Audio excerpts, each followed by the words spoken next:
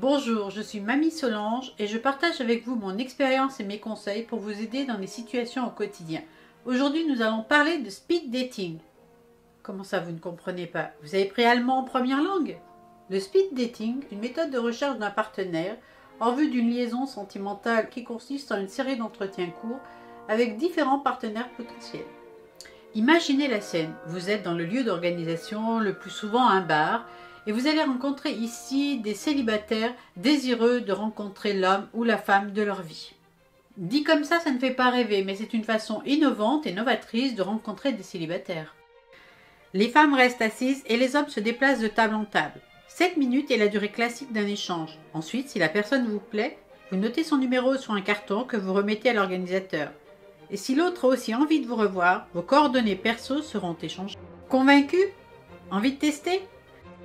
Ne vous précipitez pas tout de suite sur votre ordinateur pour vous inscrire à la prochaine soirée speed dating près de chez vous. Écoutez mes conseils avant pour que ce soit une réussite. Un principe de base à respecter, il est interdit d'échanger ses coordonnées personnelles ou de dire à la personne en face de vous que vous avez envie de la revoir. Déjà, on ne peut pas se planquer derrière son écran avec une fausse photo de profil ou une photo d'il y a 10 ans. C'est en public, c'est plus rassurant pour beaucoup. On peut se dire qu'on y va juste pour le fun, tout en espérant tout de même rencontrer quelqu'un. Vous êtes intimidé, vous demandez à un ami de venir avec vous. Bonne idée s'il est célibataire, évitez la copine sublime style Pamela Anderson jeune qui attirera tous les regards. Quoique ce puisse être une bonne stratégie pour voir qui lui résiste et le choisir.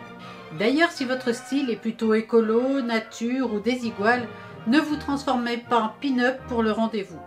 Si vous avez un second rendez-vous basé sur ce malentendu, l'autre ne vous reconnaîtra pas. Soit vous adoptez un nouveau style tout de suite et à vie parce qu'il vous plaît, soit vous gardez votre style habituel. Pour autant, n'y allez pas en mode trop nature avec les cheveux gras, les vêtements tachés, froissés, immondes, sous prétexte que, bon sang, on doit vous accepter comme vous êtes. Ils vont surtout vous laisser comme vous êtes, célibataire. Vous êtes stressé? N'engloutissez pas de Xanax par poignée et ne vous alcoolisez pas non plus. Être un peu inquiet fait partie de l'expérience.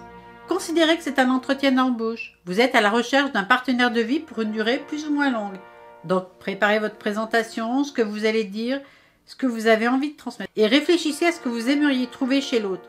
Vous pouvez même faire une grille et cocher les bonnes réponses de vos interlocuteurs.